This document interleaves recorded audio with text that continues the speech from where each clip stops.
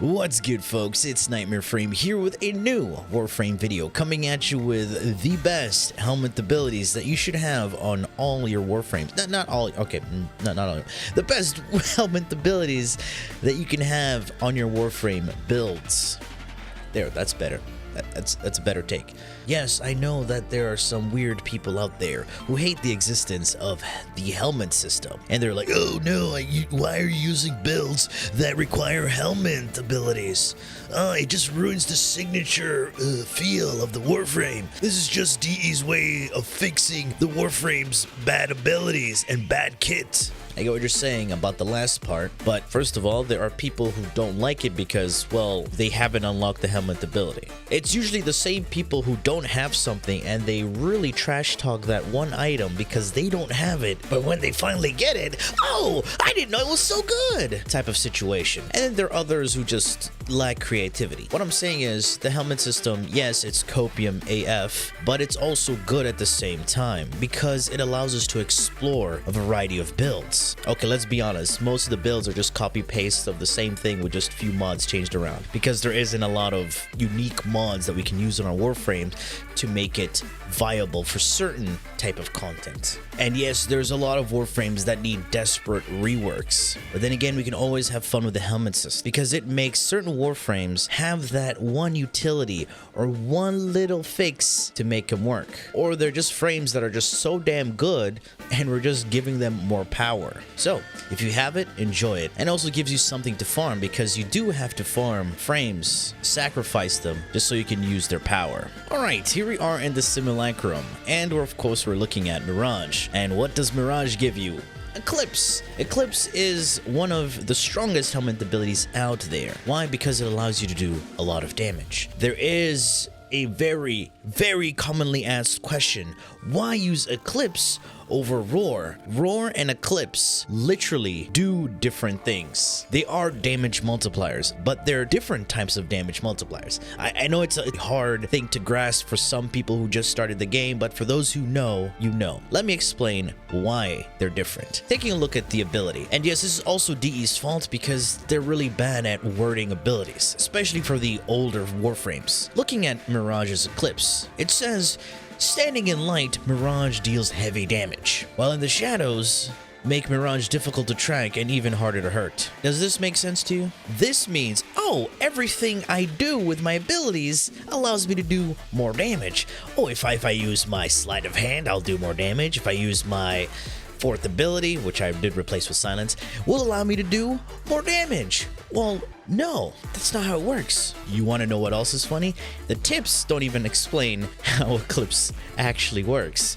That's tip 2, tip 3, tip 4, tip 5, tip 6, 7, 8, 9, 10. None of these actually explain how Eclipse works. Eclipse is a weapon damage multiplier.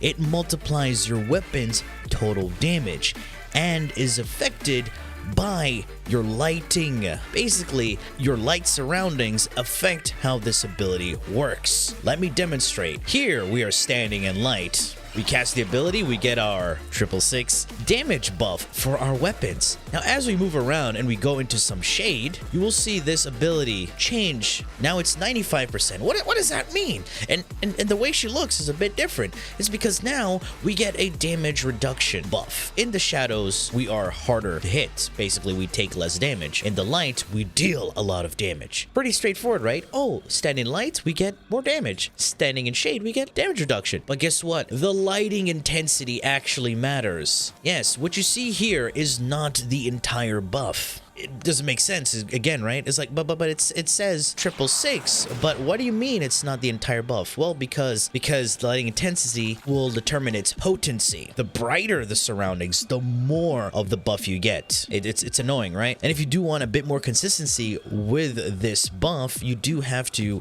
fiddle around with your display settings. You do need to turn off some of the weird lighting options, like color correction, dynamic lighting, so Mirage's Eclipse can do a lot of damage. It's one of DE's Papiga coding. Now you might be asking, but why would you recommend this ability? Because it allows you to do a lot of damage. Like good lord, a lot of damage. Now we're looking at Eclipse on the actual Warframe itself. So we're gonna get more of the buff, because once you subsume this on other Warframes, the buff will be diminished. Now we're on Wisp, who also has Eclipse on her 4th ability. If we take a look at this, we cast Eclipse, we go into the shade, we're capped at 75%. To be honest, we don't care about the damage reduction DE. We literally don't care. They should at least change Eclipse where we can select what we want all the time and not have to depend on the light surroundings and on the intensity or fiddle around with graphic settings. But then again, it does make the ability unique. All right, now this is me testing out Eclipse. So if we throw out our Contagion, we're dealing a reasonable amount of damage. Activate Eclipse. And boom, we're in the millions. Yeah, that's Eclipse. Alright, since we've tested Eclipse on Wisp, that makes it a good segue into Breach Surge. Breach Surge is not a damage multiplier in the traditional sense, so it's unlike Roar or Eclipse. It does something completely different. It's more of a damage amplifier. So, Wisp will release these Surge Sparks.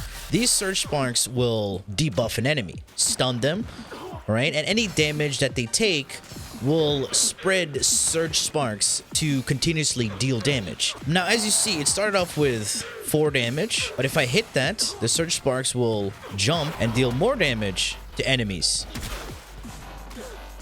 Look at that. Now it's 12. What this is actually doing is it's multiplying the damage that you deal to the enemy affected by the Surge Spark. And that Surge Spark on the current enemy is going to multiply the damage that you dealt and send it out as another spark to deal even more damage. You understand? That's how Breach Surge works. So it's not a damage multiplier in the sense like Eclipse or Roar. It is a damage amplifier spreader. And the damage that Breach Surge deal is purely radiation.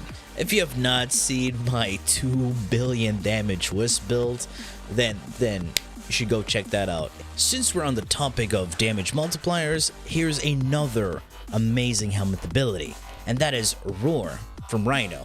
And this is another ability that DE did a very bad job at describing. Grants all nearby Warframes increased damage for a short duration. I mean, it sounds pretty straightforward, but it's still very vague because it does different things compared to Eclipse, Breach Surge, and other damage multipliers like Vex Armor or Amp. Now, just like Eclipse, the tips don't even explain what Roar actually does. What Roar actually does is a faction damage multiplier. You know all those Bane mods that you say, oh, they're useless. I don't need them because they're clearly weaker than Serration. No, because they're not. Faction mods as a whole are damage multipliers to that faction. Will multiply any direct hits that your weapons will deal. And guess what? That's what Roar does. You know what makes it even deadlier? Faction mods multiply themselves a second time. Free damage over time status effects. You know, heat, toxin, bleeds, gas, electric, hence the term double dipping. And Roar will be additive to the current faction mods equipped on your weapon. So you're going to deal even more damage with your DOTs. Unlike Eclipse, Roar also multiplies your ability damage. So any damaging ability that you do will be multiplied with Roar. So this is another big difference when you compare Roar and Eclipse. And now this brings up another question. Why use Roar over Eclipse? We'll go back to what I said with Eclipse. Eclipse will multiply your weapon's total damage. For example, if we Helminth this ability on another Warframe, and just like Eclipse, it will be diminished. We Helminth this on a Warframe, let's say like, I don't know, Ash, and pair that up with his passive, which makes bleeds more potent, then, oh, you're gonna do a lot of damage. If you haven't seen my solo level caps with Ash and other meme builds, do go check those out, where I fight level 9,999 enemies and destroy them with just simple synergy. Now, Ash is very strong, he doesn't need much, but just give him Roar, or give him Eclipse, depending on what type of build and loadout you're doing. Now that we've gone over some amazing damage multiplier Helminth abilities, let's go over the crowd control aspect. And one of the best ones is Ensnare. Ensnare is one of the best grouping abilities in the game, and we have 3 available for the Helminth system: Ensnare, Larva, and Airburst. The great thing with Ensnare is that it works on literally any Warframe. Like any build that you want, this can work really well with. It allows some amazing AoE nuking abilities to happen, and it's a lot more reliable than something like Larva. Larva is very good. It's instant, it's quick. Aim it anywhere, you pull in enemies. Yes, understandable, but you cannot recast Larva unless you use an augment to detonate, and that will ragdoll enemies just so you can recast it again. However, Ensnare, cast it on an enemy, look somewhere else, cast it on another enemy. It will bring them together. And to add on to that, you can use arcanes like Exodia Hunt, do a slam attack, group up the ensnared enemies, so you can have a massive clump of enemies together. And if that's too much, you can just spam Magus Anomaly a couple of times. That pulls in enemies within a 30-meter radius, just go in and out of your operator. So big clump and big clump, bigger clump. And I've used this on a lot of builds. For example, I did replace Zaku's second ability for Ensnare for an AoE nuke. For those who are tired of just sitting there AFK, I get it. There are people who like that type of gameplay. But for those who want a bit more of an active gameplay, this can work as well. So, you know, you cast your gaze just to armor strip, and guess what? You can press your Ensnare on the gaze target, pull in enemies, and just one-shot them like that. Was that too quick? All right, we'll do it again. Pull in enemies. Yeah.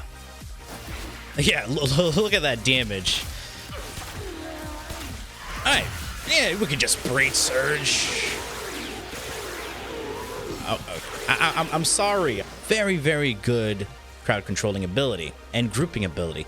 And since we're on the topic of crowd controls, let's talk about one of, if not the most overrated but very damn good crowd control ability. Y'all already know what it is. Okay, don't kid yourself, you know what it is.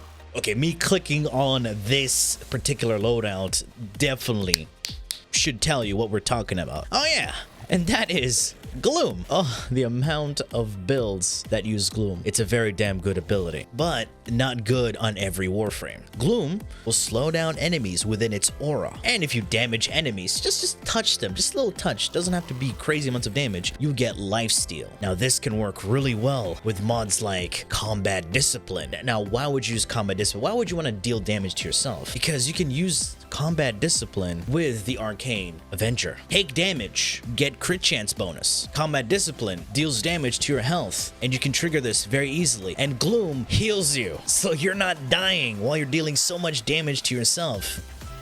Let's just go for a max Combat Discipline. Usually people would run a lower rank Combat Discipline so they don't lose as much health. But since we're using Gloom, just go ham with Combat Discipline. So Combat Discipline Avenger. We're losing health. We triggered Arcane Avenger. Now we're getting even more crits. Oh yeah. Oh yeah. Oh yeah.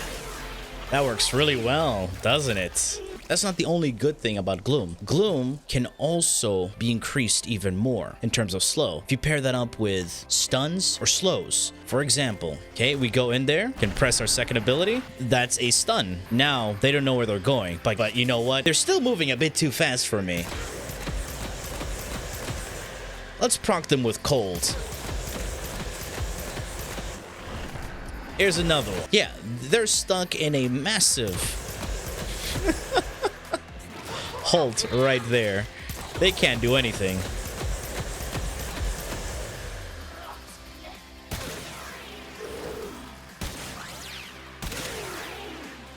But that's not all we can do with Gloom. If you haven't seen my Equinox build video, same thing with this Necros build video, do go check those out.